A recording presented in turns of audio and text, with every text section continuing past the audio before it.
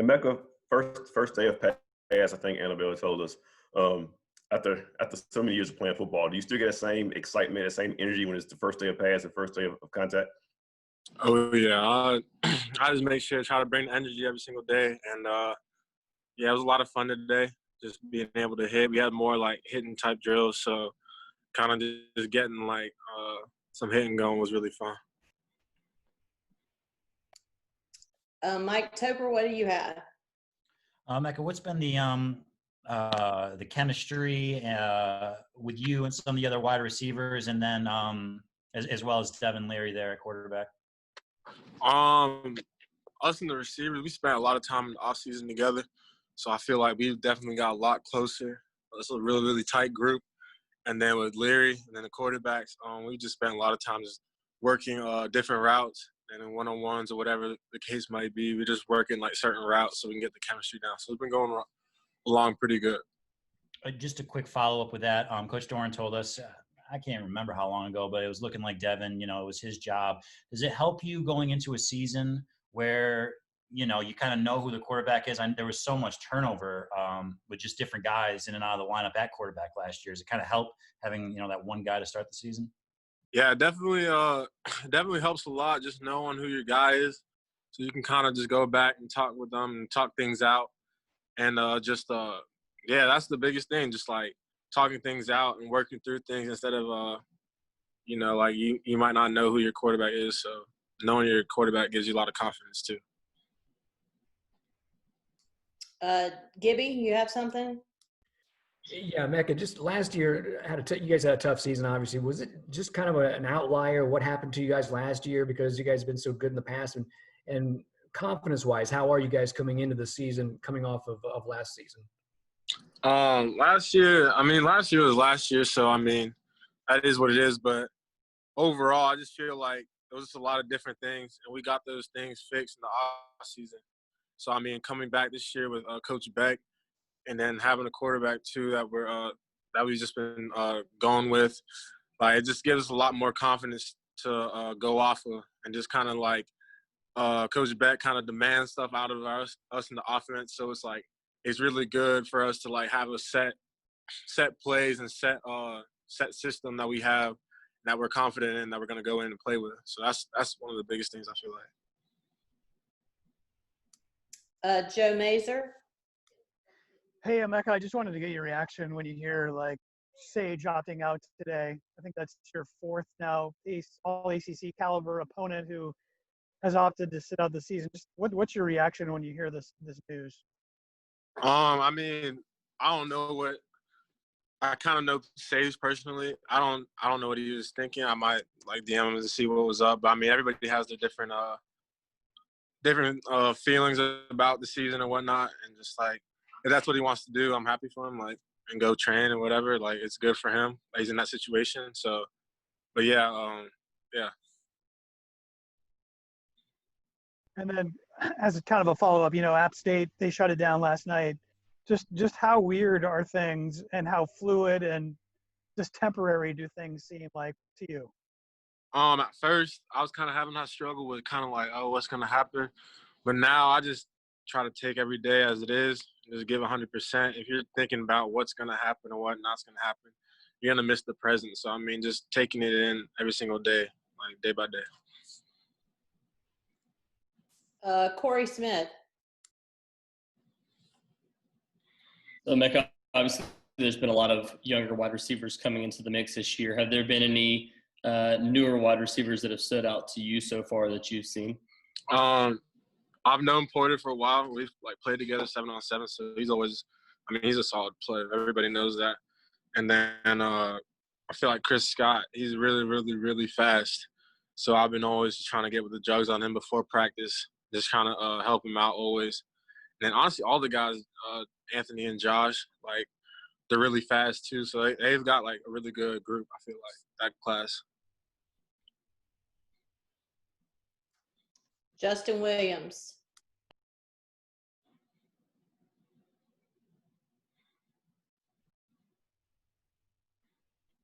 Number 3 in your first year is kind of the wide receiver 1 on the team. and then this year you're changing it back to 86. Any reason for the number change back to your original number? I just felt like mindset, really. I mean, the number's a number. It doesn't really matter, but I just feel like it was just a change of mindset with everything. I just felt like being 86, I've already been through a lot of adversity with 86. And it's kind of like I was able to battle through those things. I felt like in 3, I was just kind of I was really soft. I felt like last year I just wasn't the player that I wanted to be, and I just wanted to be who I am, like be my own person. I can't worry about what everybody's thinking, like putting like extra pressure on myself. I just gotta play myself, just be myself. And just to follow up, how are you going to change your approach this year as kind of the second year as being that wide receiver 1 guy? I just know that I have to make plays regardless, and I just come in every single day and I'm the same person. That's the biggest thing I've been working on, and just doing the same thing every single day. And I just love to bring energy for the receivers every single day, going against the DBs, against T-Bag or whoever, just bringing energy every single day to practice. And then I feel like giving that 100% on the blocks or whatever it is, it's going to translate into the games. Thanks, Emeka. Jonas, you have a follow-up? Yeah, I want to ask about 2 guys in the wide receiver room. First, Thayer. I think he talked to us earlier about he didn't play baseball in the spring, so he feels a little bit more refreshed. Have you seen a difference in him this fall camp? And then second question about Porter Rooks. You just kind of talked about Porter, but as a freshman, what is he doing well so far as you've seen on the practice field? I'll start with Thayer. Thayer is always a guy that you can expect whatever you need out of him. He's just a solid competitor and a solid person, someone you can rely on. And, I mean, you can see that in his play also. I mean, he came in as a walk-on. He just works his butt off. So, I mean, Thayer's always going to be Thayer. And then Porter's just a real consistent. There's nothing, crazy, but he's just a real consistent receiver. And that's really, rare out of a freshman to, come in every single day with your head straight and just, kind of get your business done, get your work done. So, he's a really solid receiver.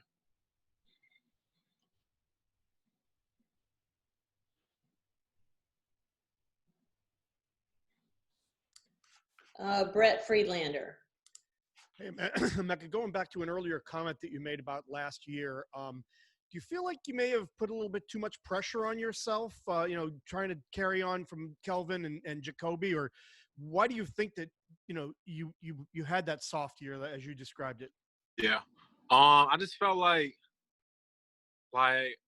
always work hard. I was really, really working hard, really, really hard. So I feel like I almost drained myself out before the season even started. That was the first thing. And then the second thing, I just felt like I was just trying to please other people. I was just listening to a lot of people, what everybody was saying. It doesn't matter who it is. It doesn't matter, if it's your best friend or whatever. You can't listen to outside noise. And that's what I was doing last year, just listening to a lot of people.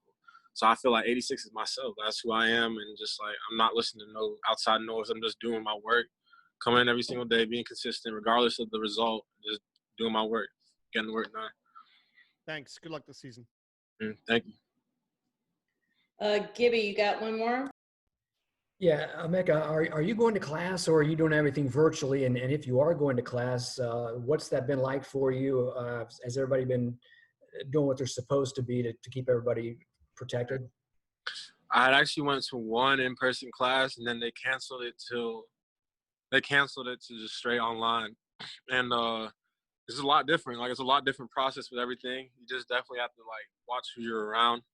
I mean, it's a lot different process in the Murph too. So just kind of wearing your mask and whatever, and just kind of just keeping your distance from everybody. Joe, with everything that's going on and concerns that you guys might have about, the virus and safety on campus, how good of a job do you think that Coach Doeren and the other coaches have been in terms of being approachable and for you guys to be able to come and talk to them about any concerns that you might have? Yeah, I think that's a great question. Coach Doeren specifically and Coach Garrison, offensive line coach, they've been very transparent throughout the whole process and relaying information as they get it to us as players. So with that aspect, they've been great. Every time they get a new batch of information on COVID as it's updated to them, they tell us right away and get it to us. And in terms of procedures to make sure COVID doesn't spread within, the Murphy Center and practice and stuff like that, I think they've been great. We've been spread out in meetings and meeting rooms. The O-line especially, we went into a larger meeting area so we can be more spread out as opposed to our traditional meeting location, and wearing masks, getting us the making sure we're excuse me, making sure we're spread out during lifting, and making sure we're not coming in contact or contact tracing, making sure we're staying with the same group of guys who we live with and stuff like that. I think personally they've been doing a great job, and just hopefully we can keep up, reduce the outbreak cases we have, and ensure that our players and staff are safe. Mike Topher.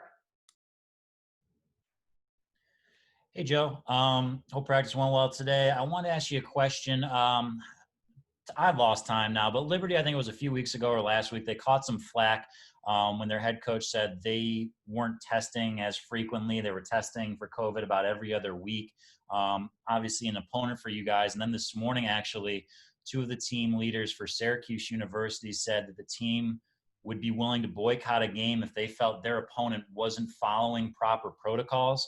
I'm not sure if you've thought that far ahead, but, would you have concern if you've heard an opponent isn't, kind of doing those standards as far as going into a game and playing? From my understanding, the ACC is going to have protocols in place for every school that has to follow. And if the school doesn't follow those protocols to their standard, then they would have to forfeit the game. So I'm not 100% worried about that in terms of once we get to the season. In terms of NC State, we've been testing every week. We've been getting the results back within 12, 24, 48 hours at the latest. So with that aspect, I'm not too worried about it. So because I know there's procedures and protocols in place that would have to be followed for the game to even take place originally. So Brett Friedlander. How good was it to go out there and start knocking heads and getting some contact again today? It's been good. It's been nice. During the off season, we've been, football was a real question mark. And as we got closer and closer to the season, we didn't know if we were going to be able to have contact during practice. But being able to, get back to actually playing football as opposed to just, spreading out and doing walkthroughs and talking through things is a lot more fun than sitting around and just questioning if we're going to even be able to hit at practice. But yeah, I had a lot of fun, and I know a lot of my teammates as well have been having a good time. What's it like playing with those shields on your helmets? It's not ideal, but honestly, there's way bigger things in place, way more important things to be worrying about as opposed to having a shield in front of your face at practice. So it's not ideal, but I don't mind it at all. Thanks. And by the way, you had somebody photobomb you from behind there. Oh, yeah, it's Kodak. I didn't see nobody. Corey. Joe, for you last year, obviously you were able to play in 11 games. You got to see the different rotations. Obviously, guys like Justin going down throughout the season, but you got to see Kim Kwanu step up in that role from last year. How good of a player was he coming in as a true freshman last year, and what are your expectations for him going into this year at that left tackle spot next to you? Icky did a great job. It's very rare, especially in the offensive line position, where true freshmen come in and they get starting reps just starting throughout the season. That's even more impressive. I was really happy with him. Icky's a funny dude. I get to sit next to him every day, or play next to him every day. Excuse me. And I'm sure he just has a high standard as I do for himself. So I expect great things out of him, but I also expect great things out of the entire offensive line as a whole. I think this year we're coming back with a little bit of a chip on our shoulder, given how many injuries we've had to deal with in the past, and switching through guys. But I think this year we've built a lot of chemistry off the field in terms of the off season, as much as we could through COVID, and we're building even more of a strong offensive line unit as we get through these practices. As a follow-up to that, how good has it been to have both Witt and Tyrone Riley back as well? It's been great. We get to have more and more depth at the offensive line. With more depth builds more competition. With more competition builds stronger players, in my opinion. So I've been great having them back. Excuse me. having Tyrone back off of injury and Witt off of injury, that was really good seeing him back there, and I think they're having an even better time themselves. Thank you. Jonas. Yeah, Joe. When we spoke with Coach Doeren a couple weeks ago, he talked about because of how unique the season might be that so many different guys might have to play. Like if some guys go down because of COVID, the third string guy might have to play. Have you seen the coaches put more emphasis on like making sure those guys a little bit further down the depth chart are ready and prepared just in case they have to be thrown in there? Yeah, no doubt.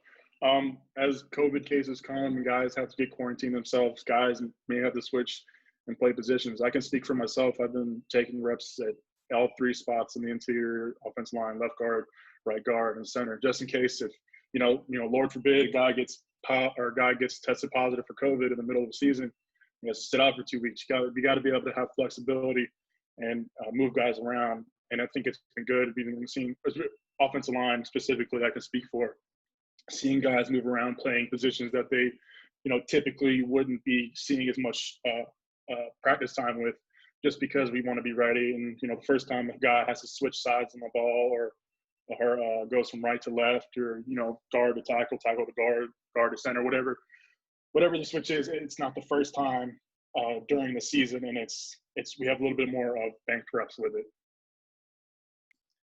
All right, Gibby, last one, and then we're going to move on to Tyler. Yep. Joe, do you keep track of what's taking place across the nation? You see the Big Ten and the Pac-12 shut it down. And does that kind of worry you a little bit that this season, you guys might not get a fall season? As of right now, they're saying we can play, and that's all I'm really focusing on. And I know a lot of guys on the team, that's all they're focusing on too. Of course, it's hard when outside sources try to get in there and ask you comments, or you see so many schools speaking out. But I think I can probably say for the team, we want to play, and we were willing to do anything whatever we can to get on the field, this fall and ensure that we actually have a season. But as things update, we're taking it one day at a time. So all my mind is right now is going to practice tomorrow or on Friday and doing the best I can. So just being prepared for whatever situation that arises. Yeah, we've already asked the offensive guys this, so we'll ask the defender, how exciting is it to be, first day in pass and get to fly around and actually get some contact today at practice? It felt good. It really felt good because we ain't had no contact like that in a while. We've been quarantined for 3-4 months. So it felt good to step back, put some pads on, and put some pads on somebody else. Brett Friedlander, what do you have? What's it like to look around and see all the guys who were missing last year back in uniform and back in the secondary with you? It looked good. It's a lot of players that were hurt, like Tayshawn Smith. He came back from a shoulder injury looking great out in the field. We got other guys like just other like young guys stepping up playing bigger roles like Jakeem. Cecil, like a lot of younger guys stepping up playing major roles. It's coming together and looking real good. How much better are some of those young guys for having gotten the reps last year?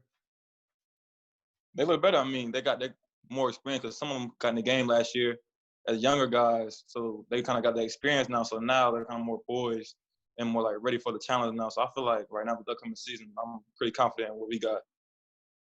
Thanks, Tyler. Corey Smith. Tyler, for you, what was the biggest thing that you learned from last season? Because obviously you stepped up into that role along with Stephen Griffin, but now being the guy at the nickel spot. What did you learn from last season that you take into this year?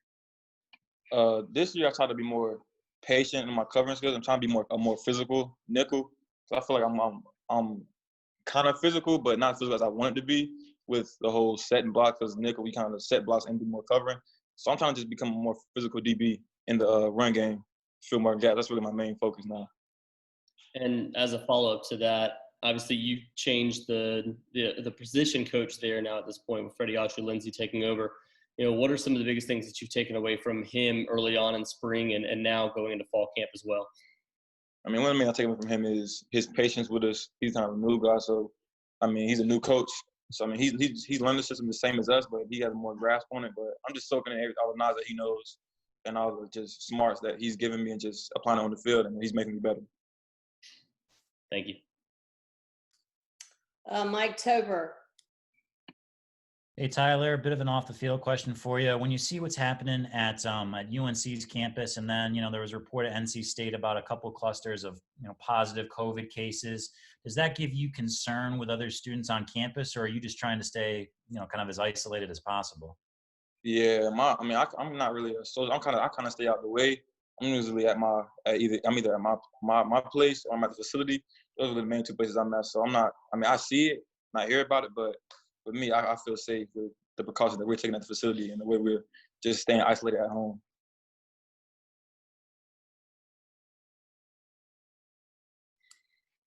All right, I'm looking for hands. Tyler, they give the offensive guys all the love, man. I know, it's crazy. Yeah, I don't know what their problem is. Let's see. Corey, you got one more? Yeah, I got one more for you. Earlier this offseason, based on the grades from last year, you were named the top slot DB in the ACC by Pro Football Focus. What did that mean to you, and does it make it feel like there's a little more of a target on your back against other slot wide receivers that's coming up here? I don't really think of a target because coming in NC State, I wasn't really a big recruiter anyway, so I always had the chip on my shoulder. So that the whole ranks and stuff, that I don't really pay attention to that because the way I came in, I was always overlooked with the recruiting process. So I just keep playing how I play. It was a lot of fun. You guys had great energy, and just watched part of the film anyway. And that's one thing that's fun about this group. They're really enjoying practice, bringing a lot of enthusiasm, and a lot of mistakes we got to fix, a lot of fundamental things. But went through a lot of different things today: first down, second down, third down, moved the ball quite a bit. So we got into some good situational football. We had a few live segments during our individual just to kind of get guys accustomed to the thudding and what we need to get done, and some block protection and finishing blocks and tackling. But it was a fun practice. I thought there's some consistency that you're starting to see, less mental mistakes, and overall pretty pleased with the day. Open it up for any specific questions y'all have. Remember to do the little raise hand icon. Jonas, you want to start us off? Yeah, Coach, a few weeks ago, you talked about how this would be a unique season. You may have to play some guys, everybody in the room, might have to play. Have the coaches put a lot of emphasis in camp, about building depth and, getting those reps for those guys who occasionally in a normal camp might not have gotten those reps? Yeah, Jonas, we've put a lot of emphasis on that. And it's happening, as we get in there. We're moving guys on the offensive line. Ickey's playing all over the place. Joe Sculthorpe's playing all over the place. Dylan McMahon, Gibby.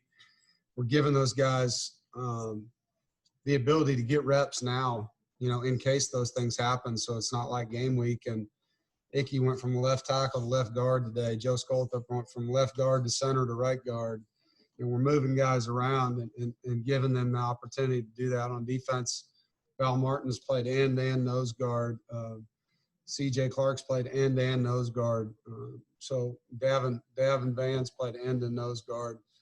So just giving those guys that opportunity at linebacker. We've moved a few guys around as well. Again, because it's going to happen, and some of it's not going to be because of positive tests. You could just be in a contact tracing situation due to someone in your classroom even, so we have to be able to move it around. And in the case that nobody has any issues, then we're building depth so that we can use a rotation and keep fresh guys in the game.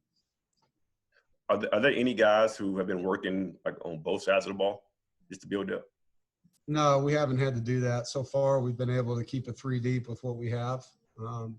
So not really doing that unless that becomes a necessity. Last year, we had to do that with Cecil Powell at times. So there's a few guys that have the skill set to do it, but we're not going to waste the reps on it until we need to. JB, Rick. Hey, Coach, thanks for taking out the time. Hope you and your family are doing well. My question is based off of all of the information that is coming out right now on college campuses, not just here in North Carolina, but throughout the country. NC State was also included with some of the reports that they're dealing with clusters throughout campuses. Can you give us an update of where you guys are at right now with your football team, how the protocols are going, and do these reports of these clusters coming out, do they bring any concern to you at all? No, I think kind of expected when the students come back that you're going to have an upswing, in the numbers on the campuses. I think it's more about just managing them. We're testing here every week, and we've been good. We've had more scares probably than anything. A guy will have a headache, and we got to hold him out until he gets retested, and then he's fine. There's so many things right now that are symptoms, you'd say, of COVID. So every time a guy has one, you pull him out, you quarantine everybody that's in that tracking area. And so we've had more removals, replacements almost a day later because we're getting our testing back really fast right now. We've had any real issues. But the campuses, as you've seen, that's going to be a moving deal here, not just in our state, but others. And got to leave it up to the campus, to decide how we're going to move forward. But, as we saw over at UNC, I think they sent their students home, but the athletes are staying. And the article I read, they felt like that might make their football team even safer. So, we'll just have to see how it plays out, man. Every day you just got to kind of bend your knees and be flexible and, try to stay as positive as you can and deal with it. Thank you, Coach. Todd Gibson. Yeah, Coach, this is coming from our news department. Kind of piggybacking on what JB just said. That school down the road from you guys, they're all going virtual. Can that be a good thing, or is that something that is that an advantage, or is that something you might like to see at NC State? I'm not going to say I want to see that here. I mean, I think in-person instruction is a powerful thing. I feel for all the students, not just in our state, but the high school kids, the middle school kids, the elementary school kids. I think that in-person connection from an educational standpoint, that's going to hurt our society over time. Can you learn in a virtual setting? Yeah, you can. And maybe it does protect the 530 student athletes if that's what it ends up being. But, I think there's positives and negatives to all of that. And, I just hope that everybody that's having the issues is okay. And, as a campus, I know Chancellor Woodson will do the right thing for us. Thanks, Coach. Appreciate it. Yep. Justin Williams.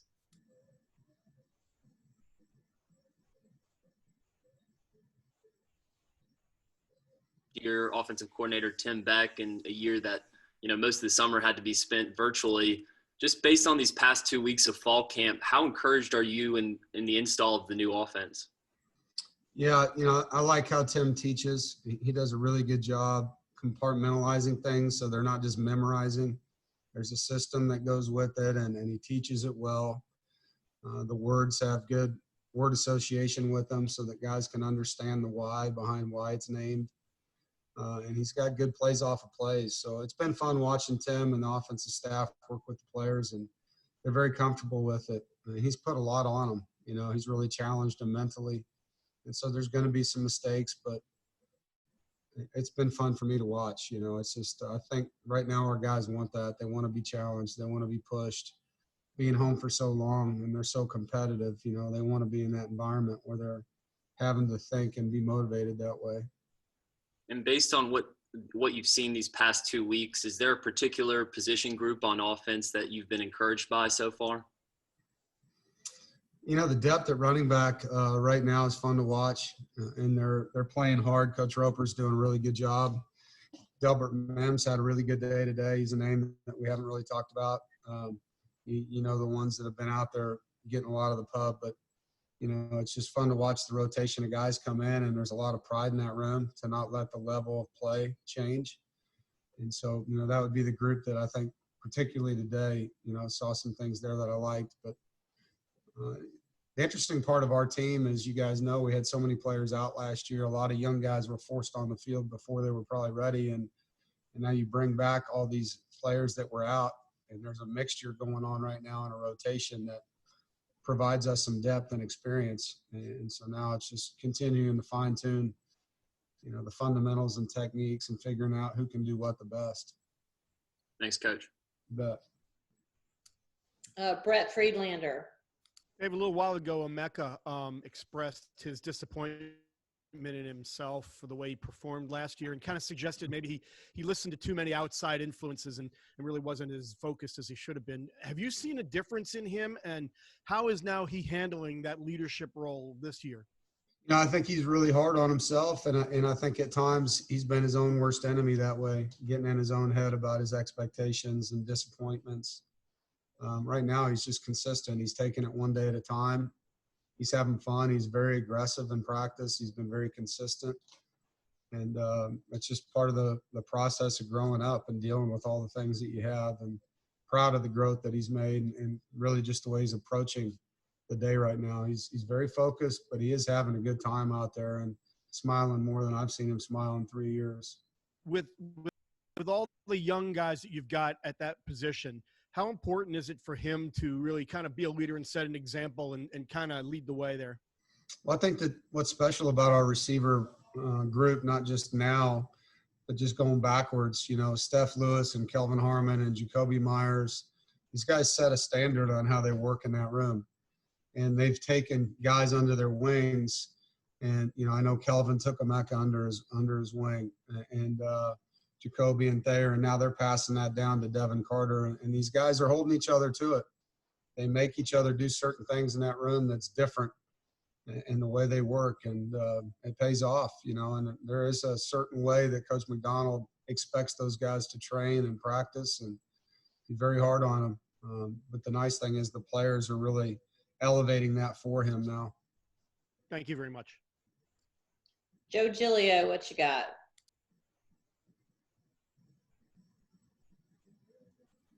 I know how much am I unmuted? Can you hear me? Gotcha. I know how much you love my theories, Dave. I have a theory that all football this year will look like a 7-on-7 drill. Do you think offenses will be ahead of defenses this year?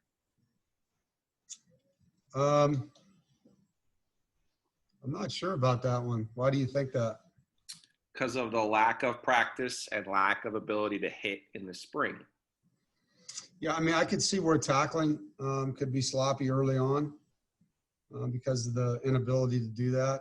But I also think the fundamentals of the game are, you know, the blocking, the ball security. I worry about how many turnovers there could be from an offensive standpoint.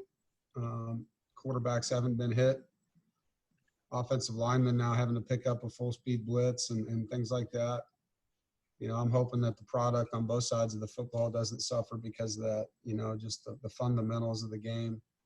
Penalties, guys not, you know, being able to handle playing so many plays. You know, I think the biggest thing we've seen, it's not that they're weaker, it's not that they're slower, it's that their stamina is not as good because we didn't have them in the off-season program like we normally would have. And so when you get fatigued, you have more mistakes and you have worse technique, and that's when bad things can happen on special teams. And you see balls get turned over, interceptions thrown, missed blocks that turn into forced fumbles for defenses.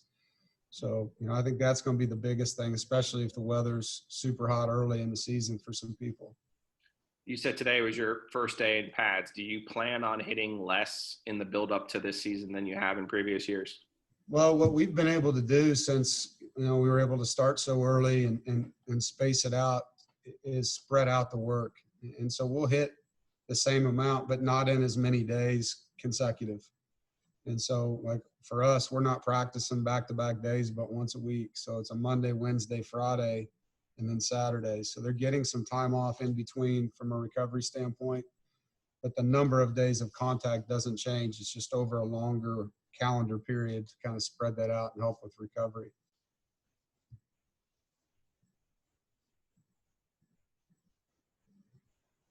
Aaron Beard, what you got?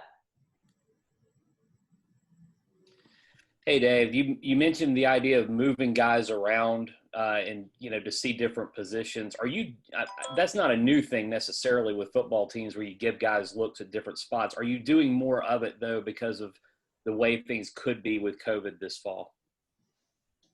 We've talked to the team a lot about it. We're doing it where we know that we're going to have those issues. I think the offensive line is one position in particular.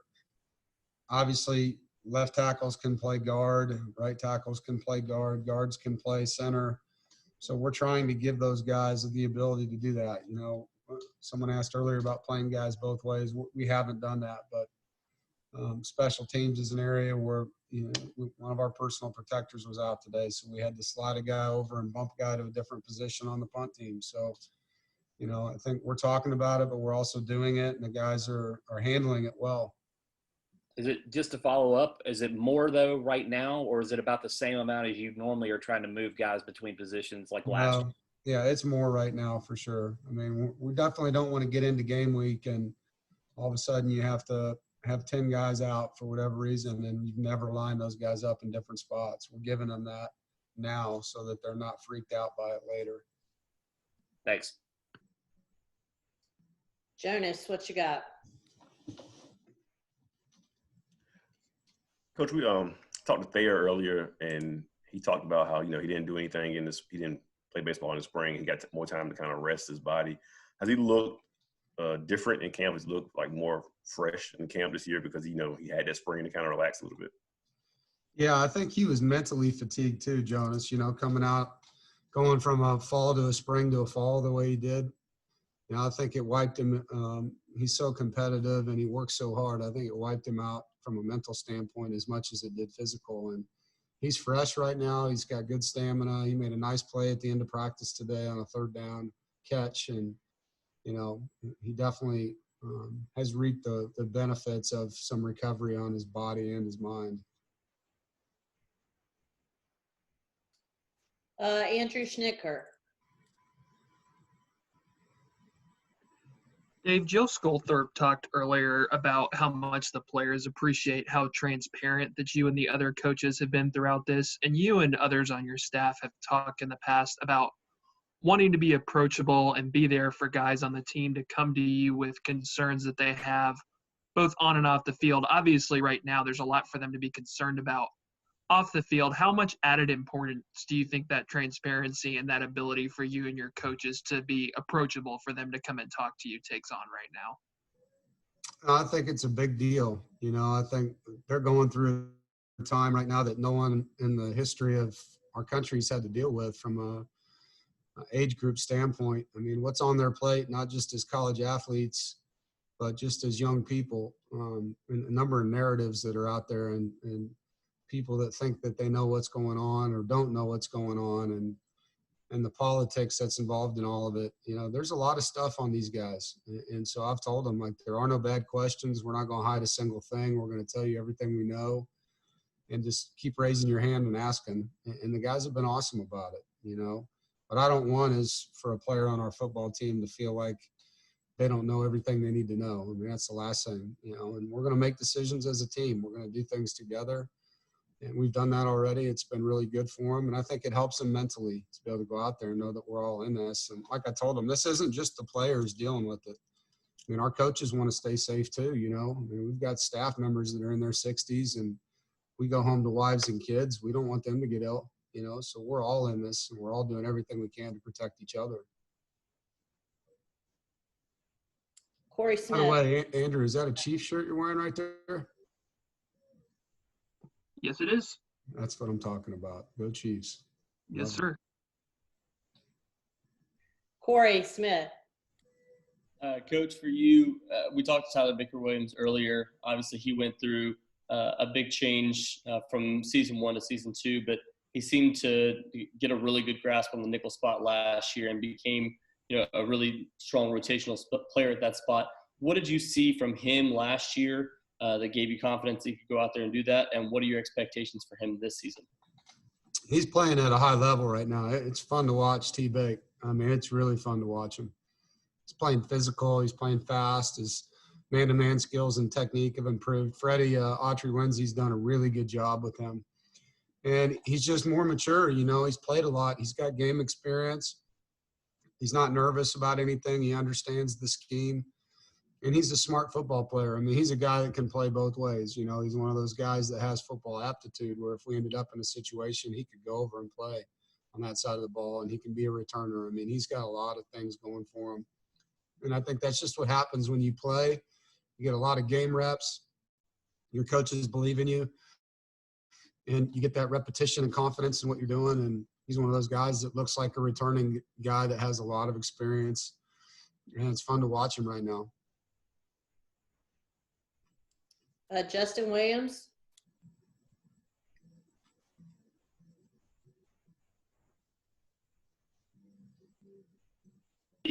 That's going to be low cost, like $10 a pop, and is going to have same day results. Have you heard anything at NC State about potentially having access to that for student athletes? I didn't hear the first part of your question, Justin. Oh, I was talking about the Yale COVID test, the saliva test that'll have same day results, and I think they're going to be like $10 a pop. I don't know if you've seen that. I've read about it like you have, but I have not heard that it's coming our way yet. But that's above my pay grade, man. I mean, whatever they tell us we're going to use, we're going to use. And I know Rob Murphy and our trainers downstairs in SportsMed are going to use what's recommended to them that's going to give us the most accurate results for our team. And right now we're getting ours turned around in about 24 hours. So that part of it's been pretty good. Thanks. All right. John Sauber. Yeah, actually, it's Matt Carter. I'm just using. I was like, who is this? Coach, you had a lot of injury at corner last year. You had to use a lot of guys at corner last year. How's that group shaping up now that hopefully everybody's healthy? Yeah, I mean, we had linebackers at corner at one time, I think, in one of the games. I mean, it was tough last year. It's been fun watching Tayshawn Smith's really having a good camp. So he's back and looking good. Shaheem Battles had a good camp so far. Cecil Powell, those guys are playing well.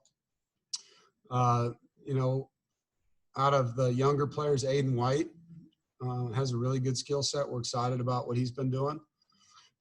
Chris Ingram hasn't practiced yet. We're hoping to get Chris back, but, you know, he's doing well, just not rushing him back, but he's doing well in his rehab, just taking time. And Tyon Palmer has done some things. He's still, I think, going through that trust phase, you know, that guys have when you come back from an ACL. It's even though you feel good and you're running around, there's certain hurdles you have to go through before you truly believe in it, you know. But it's been great having those guys back on the field and a lot more fun than last year at that position. Malik Dunlap made a nice play today. And so there is good depth. I think we're, you know, rotating 7 guys throughout practice, and they're all getting their turn.